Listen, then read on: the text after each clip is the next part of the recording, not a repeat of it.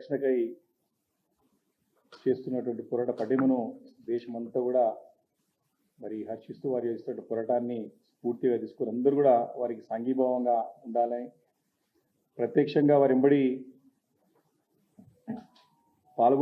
వారెంబడి యుద్ధంలో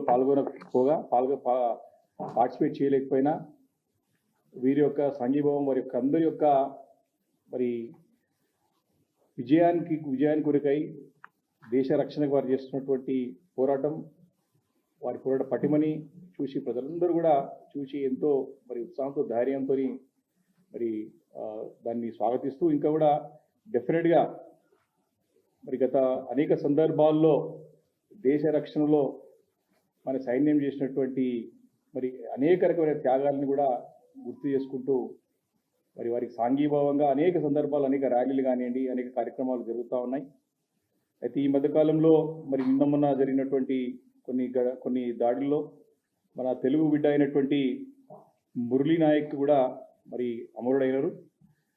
వారి ఆత్మకి శాంతి చేకూర్చాలని వారికి మన ఘన నివాళులు అర్పిస్తూ మరి వారి యొక్క కుటుంబానికి కూడా ధైర్యాన్ని ఇవ్వాలని చెప్పేసి కూడా భగవంతుడు ప్రార్థిస్తూ ఖచ్చితంగా అందరూ కూడా వారి కుటుంబం కూడా ఉంటారని చెప్పేసి కూడా ఈ సందర్భంగా మనవి చేస్తా ఉన్నాను.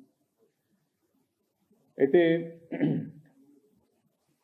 వాస్తవానికి దేశంలో ఉన్నటువంటి పరిస్థితులందరూ కూడా గమనిస్తా ఉన్నా గత 2-3 రోజుల నుంచి కూడా చాలా ఒక్కొక్క రోజు ఒక్కొక్క రకంగా ఇన్వాల్వ్ అవుతా ఉంది, కొత్త సిచ్యుయేషన్స్ ఇన్వాల్వ్ అవుతా ఉన్నాయి అంటే ఘటనలు.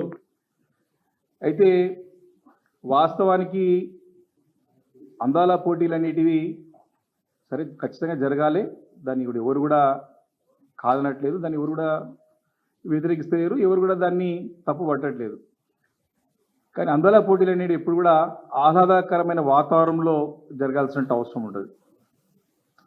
కానీ ఈరోజు దేశవ్యాప్తంగా చూసినట్టయితే ఒక యుద్ధ వాతావరణం కాదు, యుద్ధంలోనే ఉన్నట్టు స్పష్టంగా కనపడతా ఉంది. మీరు ఒక్కసారి చూసినట్టయితే పొద్దు నుండి సాయంత్రం ప్రతి ఒక్క పౌరుడు కూడా దేశ పౌరుడు కూడా ఏం జరుగుతుందని ఎప్పటికప్పుడు కూడా కేంద్రం నుంచి వచ్చే సమాచారాన్ని చూస్తూ మరి ముందుకు పోతున్న సందర్భం ఇది.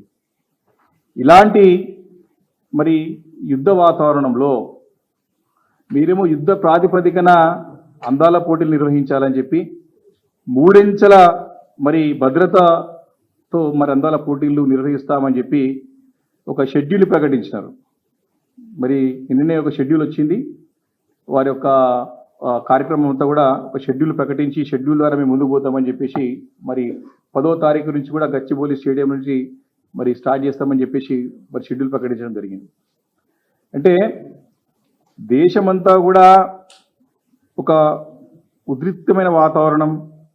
సరే న్యాచురల్గా జరగాల్సినటువంటి ఏమిటి ఆపడం అవసరం లేదు, ఎమర్జెన్సీ సర్వీసెస్ కానివ్వండి రొటీన్గా జరుగుతాయి. కానీ ఈ అందాల పోటీలు అనేటివి మాత్రం ఖచ్చితంగా మంచి వాతావరణంలో ఒక ఆహ్లాదకరమైన వాతావరణంలో జరగాల్సినటువంటి అవసరం. కానీ ఈరోజు ఆందోళనల మధ్య అందాల పోటీలు జరిగేదాన్ని మాత్రం ప్రజలందరూ కూడా ప్రశ్నిస్తూ ఉన్నారు, అందరూ కూడా వేలెత్తి చూపుతా ఉన్నారు. దేశమంతా కూడా మరి మన వైపు చూస్తూ ఉంది. కాబట్టి ఒక్కసారి దీని గురించి ఆలోచన చేసుకోవాలా. ఎప్పుడు కూడా ప్రభుత్వం అనేది అధికారంలో ఎవరున్నా సరే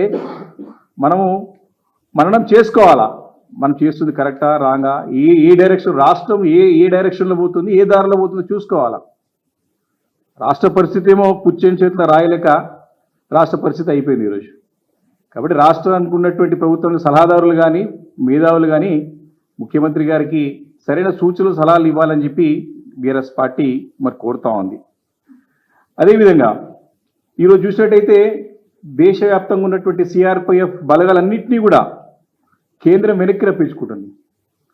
సెంట్రల్ రిజర్వ్ పోలీస్ ఫోర్స్ ఏమైతే ఉంటుందో వారందరినీ కూడా వెనక్కి పిలిపించుకొని మరి అందరూ అలర్ట్ ఉండే విధంగా మరి కేంద్రంలో ఉన్నటువంటి మరి ఒక డిఫెన్స్ డిపార్ట్మెంట్ కానివ్వండి, హోంశాఖ కానివ్వండి వారికి అడ్వైజ్ ఇస్తూ మరి వారిని చూస్తూ ఉన్నాం. ఈరోజు పొద్దున కూడా సమాచారం వచ్చి న్యూస్ చూస్తూ ఉన్నాం. కగార్ ఆపరేషన్ కూడా మరి తాత్కాలికంగా నిలిపివేసి వారి సిఆర్పిఎఫ్ బలగాల్ని వెంబడే రావాలని చెప్పేసి ఆదేశించినట్టు ఇప్పుడే వార్తలు చూస్తూ ఉన్నాం. అదేవిధంగా వీరేమో అధికారులు భద్రతా సిబ్బంది, వారితో పాటు ముఖ్యమంత్రి గారు మొత్తం కూడా ఈ మూడంచెల భద్రతా సిబ్బందిని ఏర్పాటు చేసి రాష్ట్రం మొత్తం కూడా ఈ అందాల పోటీల గురించి ప్రచారం చేస్తామని చెప్పి ప్రభుత్వం చూస్తూ ఉంటే మరి ప్రభుత్వంకి ఆలోచన ఉందా మరి లేదా? భద్రత అవసరం ఉందని చెప్పేసి మరి అక్కడ పైనుండి అందరూ కూడా పిలిపించుకుంటా ఉంటే, అందరూ కూడా అక్కడ రాపిస్తూ ఉంటే, వీరేమో భద్రతను కల్పించి మరి మేము అక్కడికి అది అందాల పోటీల యొక్క ప్రచారం చేస్తాం, అందరినీ తీసుకొని తిప్పుతాం, దీని పెద్ద ఎత్తున ఒక పండుగ వాతావరణంలో చేస్తామని చెప్పడం మరి నిజంగా ప్రభుత్వం ఒక ఆలోచన విధానానికి దర్పణం పడుతుంది, వారి యొక్క నిర్ణయాలను చెప్పిస్తుందని మనం చేస్తా ఉన్నాం. ఈ సందర్భంలో మనం చూసినట్టయితే భద్రతా సిబ్బంది యొక్క అవసరాలు దేశానికి ఎంతైనా ఉన్నాయి. ఈరోజు అలర్ట్ ఉండాల్సిన అవసరం ఉన్నది.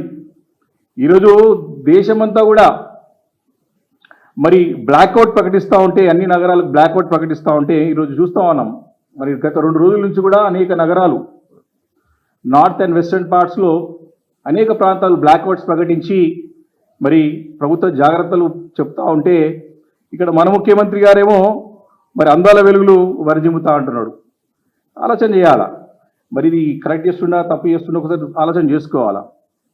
ఈరోజు చూస్తూ ఉన్నాం దేశవ్యాప్తంగా సంఘీభావ ర్యాలీలు జరుగుతూ ఉన్నాయి.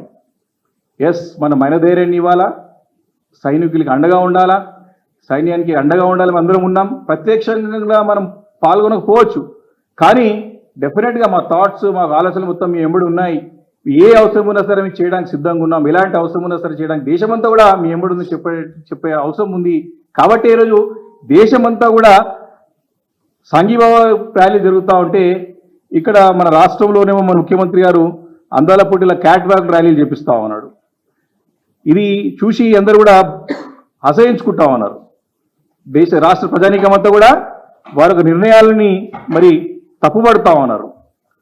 మరి అంతేకాకుండా మనం చూస్తాం, నిన్న ఈరోజు చూసినాం ఎయిర్పోర్ట్స్ ఇప్పటికే చాలా కూడా మనం ఆపేయడం జరిగింది. దాన్ని సీజ్ చేసి ఏం కార్యకలాపాలు జరగదు, ఎలాంటి మూమెంట్ ఉండదు అని చెప్పి ఎయిర్పోర్ట్స్తో కాక పోర్ట్లను కూడా ఈరోజు మూసివేసి మరి జాగ్రత్తలు పాటించాలని చెప్పి ప్రభుత్వం కేంద్రం నుంచి మరి అటు హోంశాఖ కానివ్వండి, ఆ వివిధ వర్గాలన్నిటి కూడా అలర్ట్ చేస్తూ ఈ పోర్ట్ అన్నిటి కూడా మూసివేయడం జరిగింది.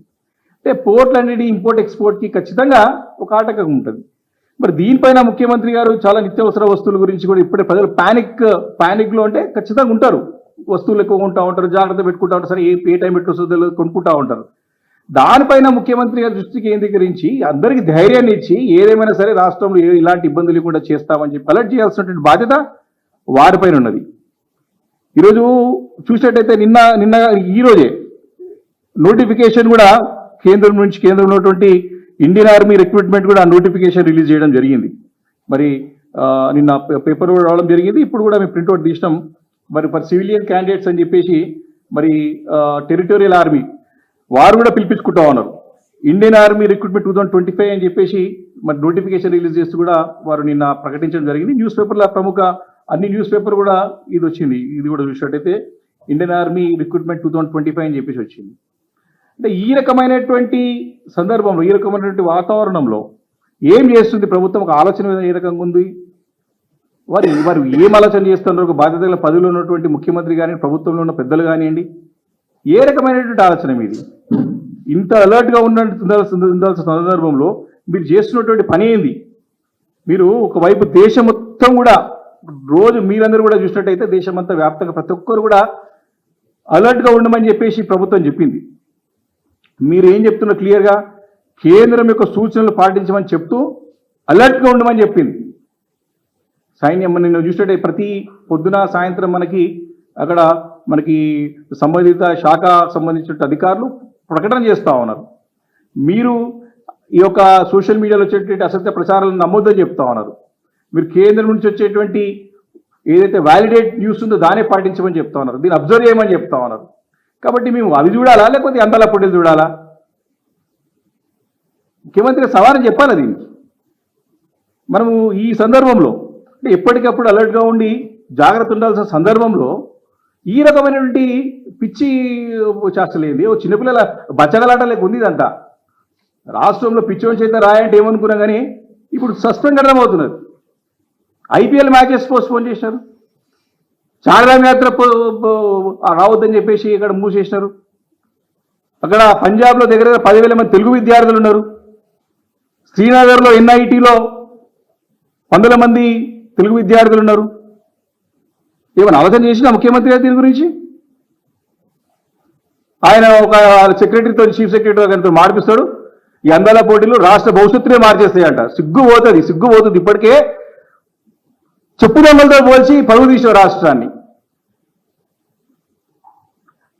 అంటే సిగ్గుతో తల వంచుకునేటువంటి సందర్భం ముఖ్యమంత్రి చేసే ప్రభుత్వం, ముఖ్యమంత్రి చేసే శాసనలు చూస్తూ ఉంటాయి.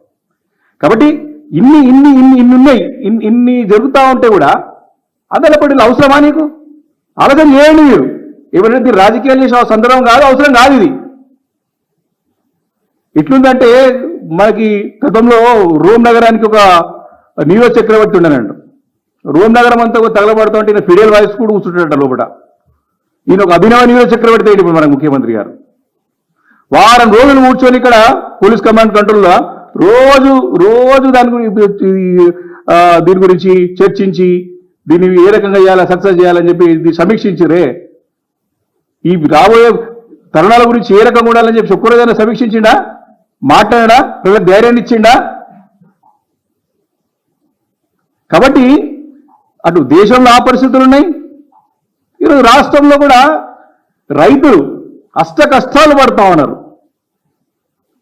వారికి సరైన నీరందక పంటలు పండించుకోలేకపోయిర్రు. అంతో ఇంత నీళ్ళు వచ్చి పంటలు పండించుకున్న వాళ్ళు ఏమో వడగండ్లు పడి అవినాశనం అయిపోయినాయి. సరే, ఏవో కొద్దిపాటి మిగిలిన పంటలు పండించుకున్న కొనే నాదుడు లేడు.